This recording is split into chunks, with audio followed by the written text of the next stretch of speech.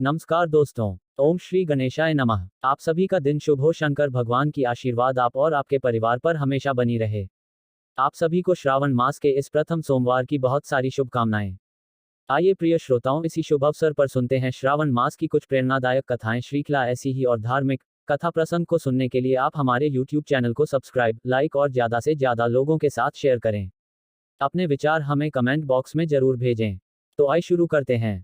भगवान शिव को प्रिय इस श्रावण मास में आज से आरंभ हो रहा है 16 सोमवार का व्रत। यह व्रत भगवान शिव को अत्यंत प्रिय है। इसका पालन करने से साधक की सभी मनोकामनाएं पूर्ण हो जाती है। तो चलिए आज से आरंभ होने वाले 16 सोमवार व्रत की सुंदर पौराणिक कथा का श्रवण करते हैं। आइए आज की कथा आरंभ करते हैं। एक समय महामुनि शलसूत गोस्वामी शौनक आदि ऋषियों से कहने लगे, हे ऋषिक, विदर्भ देश में एक अत्यंत सुंदर अमरावती नगरी है। वहां देवाधिदेव भगवान महादेव का एक सुंदर विशाल मंदिर बड़ा ही रमणीय बना हुआ है। उसकी महिमा का वर्णन प्राय तीनों लोकों में प्रसिद्ध है। एक समय वहां पर आशुतोष भगवान शिव जी माता पार्वती के साथ कैलाश से घूमते घूमते अचानक ही वहां आ पहुंचे। उस पवित्र मनोहर स्थान को देखकर माता पार्वती ने शिव जी से कहा, हे नाथ, यहाँ चौपड़ पासा मांड कर खेल खेलना चाहिए। माता पार्वती की बात सुनकर शिव जी ने उसी समय अपने दूतों से चौपड़ के पासे मंगवाए और खेल आरंभ किया। इस खेल को खेलते हुए देवी पार्वती यह चौपड़ की बाजी जीत गई और यह देखकर महादेव जी ने कहा, यह बाजी तो मैं जीता हूं। इसके बाद फिर से दोबारा खेल आरंभ हुआ, उसमें भी माता पार्वती जीत गई। और उस समय माता पार्वती ने उस शिवालय के जो गुरव नामक पुजारी थे, जो कि निकट ही थे, उन्हें बुलाकर उनसे पूछा कि सत्य सत्य कहो, यह बाजी किसने जीती है? तुम मौन क्यों बैठे हो? तब गुरव पुजारी ने कहा, हे माता, यह बाजी भी भगवान शिव ने ही जीती है। ऐसा सुनकर माता पार्वती अत्यंत क्रोधित हो गए। उन्होंने उस पुजारी को श्राप दिया कि हे पुजारी, तूने झूठ बोला है, असत्य भाषण किया है, और इसलिए मैं तुझे श्राप देती हूं कि तेरे संपूर्ण शरीर में कोढ़ हो जाए और उसमें विलंब बिल्कुल भी नहीं होगा, क्योंकि तूने असत्य कहा है। इस प्रकार गौरव को भयंकर श्राप मिला। माता पार्वती के श्राप से उसके संपूर्ण शरीर में कोढ़ निकल आए। उस पुजारी को श्राप देकर माता पार्वती और भगवान शिव कैलाश के लिए वापस चले गए। अब गुरव पुजारी इस महाविकट दुख के कारण चिंता में डूबने लगा कि आखिर मैं कहां जाऊं, क्या करूं, किस उपाय से इस रोग से निवृत्ति मिले। इस प्रकार वह मन ही मन व्याकुल होकर चिंता ही कर रहा था कि उसी समय स्वर्ग से एक अप्सरा पूजन की संपूर्ण सामग्री लेकर भगवान श्री महादेव जी का पूजन करने के लिए उस शिवालय में आई। वहां आते ही उस अप्सरा ने गुरव पुजारी को दुखी देखा और उससे पूछा, हे पुजारी, आपको यह कोढ़ किस प्रकार हुआ? तब गुरव ने बड़ी विनम्रता से सारा वृतांत कह सुनाया। उसने कहा कि मुझे माता पार्वती जी से यह श्राप मिला है, क्योंकि मैंने असत्य वचन कहे थे। हे माता, अगर कोई उपाय है तो कृपया शीघ्र बताइए, यह कष्ट मुझसे सहन नहीं हो रहा है। इतना कहकर वह दुखी हुआ। गुरव पुजारी उस अप्सरा के चरणों में गिर पड़ा। तब उस अप्सरा ने कहा, हे पुजारी, अब घबराए मत, शुद्ध अंतःकरण और पूर्ण श्रद्धा से भगवान शिव के 16 सोमवार के व्रत का पालन करो, इससे आपका कोढ़ तत्काल ही दूर हो जाएगा। इतना कहकर उस सुंदर अप्सरा ने 16 सोमवार व्रत का संपूर्ण महात्मा और उसकी व्रत विधि उस पुजारी को कह सुनाई। उसने यह भी कहा, है गुरव, सोमवार के दिन संपूर्ण दिन निराहार रहना और फिर संध्या के समय में प्रदोष के समय माता पार्वती सहित शिव जी का पूजन करना। शास्त्रोक्त विधि विधान से, शोज उपचार से और पंचाक्षर मंत्र ओम नमः शिवाय, इस महामंत्र का अधिक से अधिक जाप करना। भगवान शिव की कथा का श्रवण करना और कीर्तन भी करना। उसके बाद आधा शेर पका हुआ गेहूं का आटा लेकर बिना नमक के ही 3 रोटी बनाएं, अग्नि पर उसे सेके और उसमें घी गुड़ मिलाएं और चूरमा तैयार करें। उस चूरमे के 3 भाग बनाएं, प्रत्येक में बिल्वपत्र छोड़कर श्रद्धा भक्ति के साथ भगवान श्री भवानी शंकर को नैवेद्य समर्पित करें। उसके बाद पहला भाग शिव जी को अर्पित करें, दूसरा भाग ब्रह्मचारी बालक को ही प्रसाद रूप में दें और तीसरा भाग व्रतकर्ता स्वयं प्रसाद रूप में ग्रहण कर लें। इस प्रकार बिना खंडित किए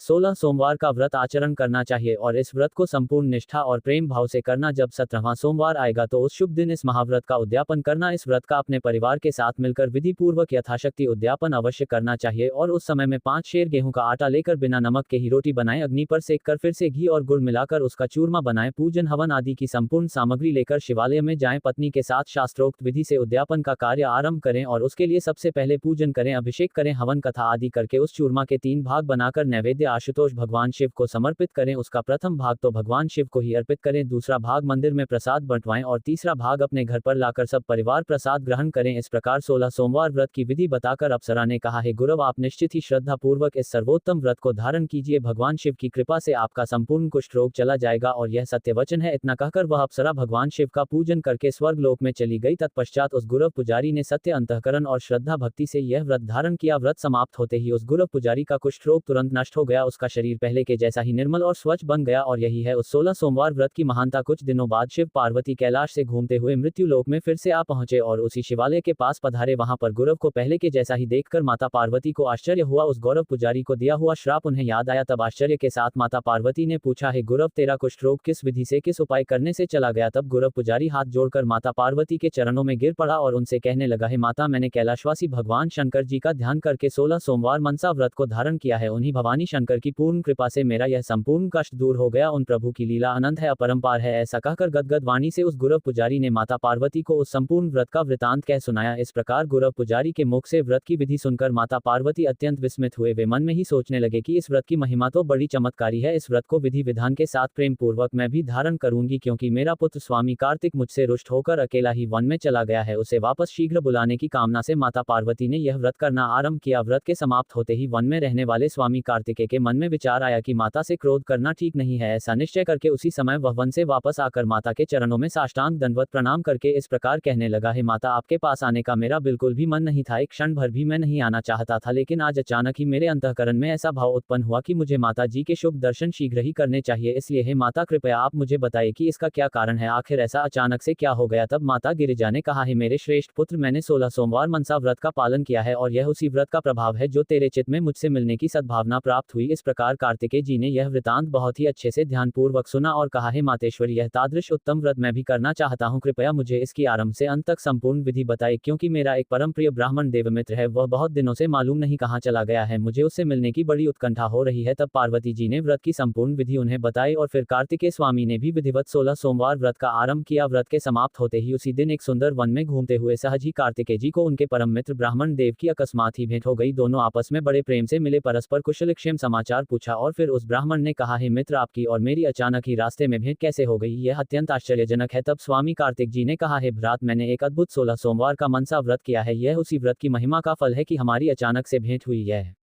सुनकर वह मित्र मन ही मन सोचने लगा कि यह तो सच में बड़ा अद्भुत व्रत है। उसने अपने मित्र कार्तिकेय स्वामी से कहा, इसके मेरी इच्छा श्रेष्ठ विवाह करने की है, इसलिए कृपया मुझे भी इस व्रत की संपूर्ण विधि बताओ। यह सुनकर स्वामी कार्तिकेय ने अपने परम मित्र को उस 16 सोमवार व्रत की विधि बताई। उस ब्राह्मण मित्र ने भी संपूर्ण श्रद्धा और भक्ति भाव से उस व्रत को करना आरंभ किया और फिर वे देश देशांतरों में घूमने लगा। व्रत पूर्ण होते ही घूमते हुए एक दिन वह ब्राह्मण मार्ग में एक सुंदर नगर में आ पहुंचा। उसकी अपूर्व दिव्य शोभा को देखकर विश्राम के लिए कुछ देर वहीं ठहर गया। उस नगर के राजा धर्मधुरंधर थे। उनकी एक कन्या संपूर्ण गुणों से युक्त, सुशील और बड़ी ही सुंदर थी। उस समय राजा ने उस कन्या का स्वयंवर महोत्सव धूमधाम से रचाया हुआ था। वहां अनेक देशों के राजकुमार और 18 वर्ण असंख्य जन आकर इकट्ठे हुए थे। उसी स्वयंवर को देखते हुए वो ब्राह्मण भी वहां आ पहुंचा। उस स्वयंवर में राजा ने एक सुंदर हथिनी को सारा श्रृंगार करवाकर उसके सूंड में एक जयमाला देकर सभा में छोड़ दिया था और वह हथिनी फिरती फिरती वहां पर आई जहां वह ब्राह्मण खड़ा था। उसने आते ही ब्राह्मण के गले में वह जयमाला डाल दी और उसे अपने सिर पर बिठा लिया। राजा ने यह देखकर बड़ा आनंद मनाया, प्रसन्नता के साथ कन्या का विवाह संस्कार करवाया और अतुल धन धान्य आभूषण इत्यादि देकर उन दोनों के रहने के लिए एक निराला सुंदर भवन भी दे दिया। और इस प्रकार ब्राह्मण सुंदर राजकन्या को प्राप्त करके सुख से जीवन व्यतीत करने लगा। एक दिन वह राजकुमारी अपने पतिदेव से पूछने लगी, हे प्राणनाथ, आपने कौन सा ऐसा भारी पुण्य किया था जिसके प्रताप से मैं आपको प्राप्त हुई। यह सुनकर वह ब्राह्मण कहने लगा, हे प्रिय, मैंने आशुतोष भगवान शंकर का ध्यान लगाकर 16 सोमवार मनसा व्रत धारण किया था। उसी महाव्रत के प्रभाव से आप मुझे पत्नी रूप में प्राप्त हुई हैं। यह सुनकर राजकुमारी आश्चर्य करने लगी और कई बार धन्य है कहकर अपने पति से कहने लगी, यह व्रत तो तादृश्य फल देने वाला लगता है और बड़ा ही चमत्कारी है। मैं भी इसका हार्दिक श्रद्धा और भक्ति से पालन करूंगी। मैं एक चिरंजीवी पुत्र की कामना रखती हूँ। इतना कहकर उस राजपुत्री ने यह व्रत करना आरंभ किया। व्रत के पूर्ण होते ही कुछ ही दिनों के अंदर राजकुमारी को भूत भावन भगवान शंकर की असीम कृपा से 100 वर्ष की उम्र वाला सुशील, ज्ञानी, पुण्यशील, प्रतापवान और माता पिता की सेवा करने वाला आज्ञाकारी सुंदर पुत्र प्राप्त हुआ। वे दोनों ही पति पत्नी मन ही मन इस शिव महाव्रत की महिमा का वर्णन करते हुए और पुत्र को देखते हुए बड़े हर्षित होते रहे। इस प्रकार जब उस ब्राह्मण का पुत्र कुछ बड़ा हुआ तो थोड़े ही दिनों में अभ्यास करके संपूर्ण ज्ञान से निपुण हो गया। एक दिन विनय पूर्वक हाथ जोड़कर माता से प्रश्न करने लगा कि हे माता, मैं सकल गुण संपन्न आपको कौन से पुण्य तप के प्रताप से प्राप्त हुआ हूँ। यह सुनकर माता ने कहा, हे धर्मशील पुत्र, मैंने उत्तम शिव व्रत 16 सोमवार का मनसा व्रत भक्ति पूर्वक एकाग्र मन से धारण किया था, जिससे त्रिशूल पाणी भगवान महादेव ने प्रसन्न होकर हमारी मनोकामना पूर्ण की। ऐसा सुनकर उस पुत्र ने नम्रता से फिर पूछा, हे माता, इस परम श्रेष्ठ व्रत की विधि मुझे भी बताइए। मैं भी इस व्रत को शुद्ध अंतःकरण से करना चाहता हूँ। मेरी इच्छा दुखों से रहित होकर विशाल राज्य प्राप्त करने की है। तब माता ने इस 16 सोमवार व्रत की संपूर्ण विधि अपने प्रिय पुत्र को कह सुनाई और उसके बाद उस पुत्र ने भी इस व्रत को यथाविधि करना आरंभ किया। व्रत अभी पूर्ण भी नहीं होने पाया था कि एक विशाल देश के राजा, जिनकी बिल्कुल भी वृद्धावस्था हो चुकी थी, उसका कोई पुत्र नहीं था, मात्र एक कन्या संतान थी। उस समय राजा ने सारे राज्य भर में यह घोषणा कर दी कि मैं राज्य सहित अपनी कन्या स्वयंवर द्वारा प्रदान करूंगा। यह सुनकर विप्र भी वहां गया और स्वयंवर में कैलाश निवासी भगवान शंकर की कृपा से उस राजकन्या ने सर्वगुण संपन्न उस ब्राह्मण पुत्र को चुना। राजा ने श्रेष्ठ वेदोक्त विधि से कन्या का विवाह संस्कार करवाया और राज्य के संपूर्ण अधिकार राज्य सहित उस ब्राह्मण पुत्र को प्रदान किए और स्वयं वन में तप करने के लिए चले गए। इधर ब्राह्मण राजा व्रत के प्रभाव से अपनी धर्मपत्नी रानी के साथ अनेकों सुख भोगते हुए नीति पूर्वक राज्य कर रहे थे। उसी समय जब व्रत पूर्ण होने में आया और 17वां सोमवार आकर प्राप्त हुआ, उस दिन राजा ने अपनी प्रियतमा रानी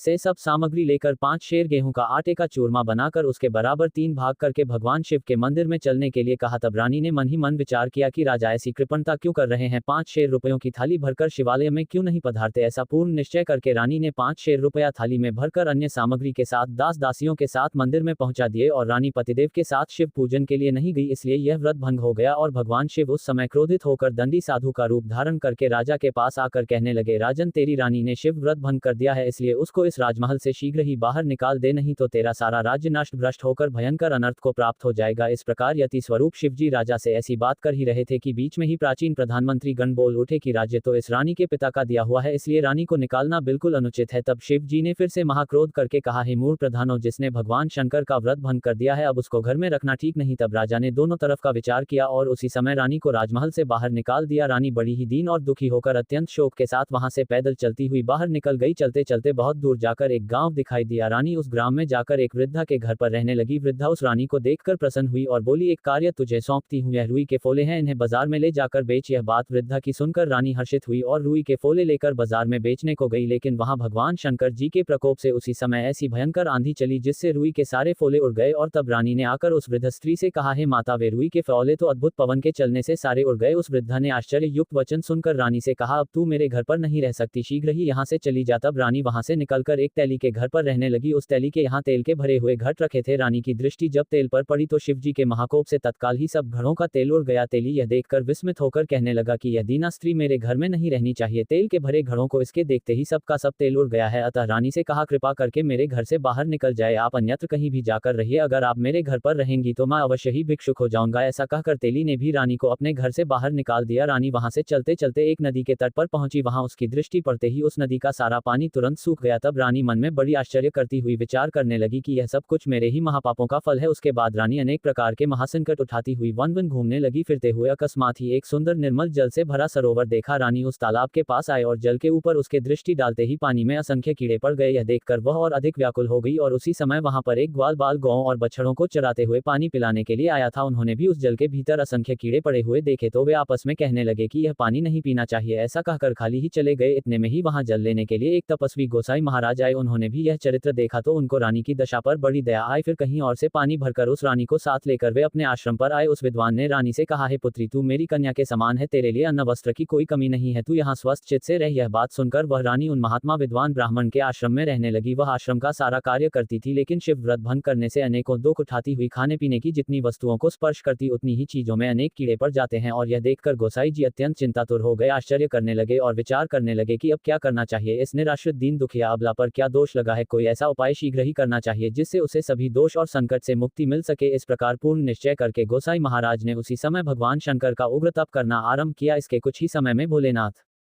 प्रसन्न हुए और प्रत्यक्ष रूप में प्रकट होकर कहे, जो आपके अंतःकरण में हो वो वर मांगिए। तब गोसाई जी चरणों में गिर पड़े, हाथ जोड़कर प्रार्थना करने लगे कि हे भगवान, इस भाग्यहीना अबला पर क्या दोष लगा है और उससे यह कैसे छुटकारा पा सकेगी, कृपा करके मुझे बताइए। तब दीनदयालु भगवान शिव ने कहा, हे तपस्विन, इस रानी ने मेरे 16 सोमवार मनसा व्रत को भंग किया है और इसी महादोष से इसे अनेकों संकट प्राप्त हो रहे हैं, ऐसी विकट दशा प्राप्त हुई है। अगर यह रानी हार्दिक भाव भक्ति के साथ मेरे परम प्रिय 16 सोमवार मनसा व्रत को धारण करती है, यथाविधि अखंड आचरण करती है, तो व्रत समाप्त होने पर यह संपूर्ण दोष और दुखों से छूट जाएगी। स्वयं इसका पति उसे ढूंढता हुआ आकर उसे शीघ्र ले जाएगा और पहले की ही तरह अतुलनीय सुख और सौभाग्य प्राप्त करेगी। इस प्रकार वरदान देकर शिव जी कैलाश धाम में चले गए। उसके बाद गोसाई महाराज ने उस रानी से इस 16 सोमवार व्रत को करने के लिए कहा और रानी ने भी पूर्ण श्रद्धा और भक्ति भाव से इस व्रत को धारण किया। इस महाव्रत के पूर्ण होते ही रानी के सारे संकट दूर हो गए। इस व्रत के पुण्य प्रताप से कई दिनों में राजा एक दिन अपने मन में विचार करने लगे कि रानी की खोज कहीं करवानी चाहिए। ऐसा निश्चय करते ही तुरंत दूतों को बुलाकर रानी को ढूंढने के लिए चारों दिशाओं में भेजा। ढूंढते हुए वे उस स्थान पर आ गए जहां पर रानी गोसाई जी के आश्रम पर रहती थी। रानी और दूतों की परस्पर पहचान हुई। फिर दूतों ने जाकर रानी के संपूर्ण शुभ वृतांत को राजा को कह सुनाया। दूतों से यह संवाद सुनकर राजा अत्यंत प्रसन्न हुए। प्रधानमंत्री के साथ उस वन में आकर गोसाई महाराज से मिले और रानी को अपने साथ लेकर चलने को तैयार हुए। उस समय राजा ने गोसाई जी को वस्त्र आदि भेंट की और नम्रता से प्रार्थना करके क्षमा याचना की। तब गोसाई जी ने राजा से कहा, हे राजन, मैंने आज तक इस रानी को अपनी कन्या के समान रखकर पालन किया था, अब आप इसका पालन कीजिए। इतना कहकर प्रेम अश्रु छलकाकर गदगद होते हुए उस समय राजा और रानी ने गोसाई जी महाराज के चरणों में साष्टांग प्रणाम किया और फिर रानी अपने राजा के साथ रथ में बैठकर अपने नगर में वापस आई। राजा और रानी के आते ही राजभवन में अनेक प्रकार के बाजे बजने लगे, मंगल नृत्य गान होने लगे और एक महोत्सव का आयोजन हुआ। उसी समय ब्राह्मणों को भोजन, दान दक्षिणा और अतिथि याचकों को मनचाहा अनेक प्रकार का दान दिया गया और इस प्रकार राजा रानी की भेंट होने से सभी प्रजा को बड़ा हर्ष हुआ और फिर राजा निष्कंटक धर्म और नीति पूर्वक राज्य करने लगे। इस कथा का समापन करते हुए सूत गोस्वामी ने कहा, हे ऋषियों, इस 16 सोमवार मनसा व्रत को पृथ्वी पर कोई भी व्यक्ति श्रद्धा, भक्ति और यथाविधि से आचरण करता है तो उस पर भगवान शिव की विशेष कृपा होती है। भगवान शिव शीघ्र ही प्रसन्न होकर उसके जन्म जन्मांतरों के समस्त पाप, दोष, दरिद्र, रोग और सभी संकटों का निवारण करेंगे। जो कोई भी मनोकामना पूर्ण आदर सहित इस व्रत को पूरा करेगा उसकी समस्त मनोकामना पूर्ण होगी और यह बिल्कुल सत्य है। हे श्रोताओं, इस शिव महाव्रत को हार्दिक भाव से अखंड धारण करने पर अतुल धन्य पुत्र, पौत्र, कन्या, यश, आरोग्य और आयु की वृद्धि प्राप्त होती है। और इस कथा के अंत में सूत गोस्वामी कहते हैं, हे ऋषि गणों, जो भी इस कथा का मात्र श्रद्धा पूर्वक श्रवण भी करता है, एकाग्रता पूर्वक इसे सुनता है अथवा सुनाता है, उस पर भी भगवान श्री उमा महेश सदैव प्रसन्न रहते हैं। तो यह थी हमारी आज की 16 सोमवार व्रत की कथा। हमें आशा है कि इस कथा का श्रवण करके आप अपना 16 सोमवार का व्रत अवश्य संपन्न करेंगे और भगवान शिव को प्रसन्न करेंगे। इस श्रावण मास में अगर आप भगवान शिव की और कथाएं सुनना चाहते हैं तो इस समय हम अपने चैनल पर श्रावण मास के महात्म की कथाएं और शिव महापुराण की सुंदर प्राचीन कथाएं लेकर आ रहे हैं। उसे सुनने के लिए आप हमारे चैनल उपदेशकम पर जा सकते हैं और इस चैनल को अगर अभी तक नहीं किया है तो सब्सक्राइब करके रख सकते हैं। हम जानते हैं आपका समय अत्यंत मूल्यवान है और इसीलिए हम जो भी कथा लाते हैं वह प्रमाणभूत, बिना किसी मिलावट, शुद्ध शास्त्रों से लेकर आते हैं। आपके समय की कीमत करते हुए और अगर इस वैदिक प्रचार कार्य में आप भी अपना हाथ बटाना चाहते हैं तो आने वाली कथाओं को बनाने के लिए आप हमें अपना आर्थिक योगदान भी दे सकते हैं। स्क्रीन पर नंबर दिया गया है, इससे वैदिक प्रमाणभूत कथाओं का प्रचार करने का सहयोग और पुण्य फल आपको भी प्राप्त होगा। तो चलिए,